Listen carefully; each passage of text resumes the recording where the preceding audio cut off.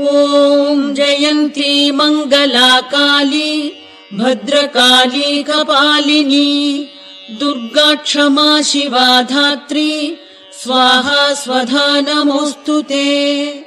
जय त्वं देवि चामुण्डे जय भूतार्तिहारिणी जय सर्वगते देवि कालरात्रि नमोऽस्तुते।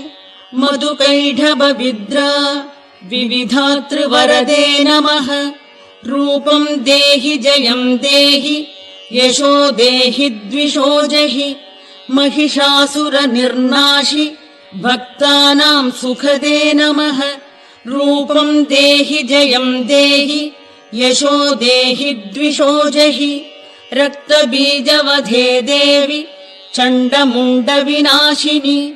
रूपं देहि जयं देहि यशो देहि द्विषो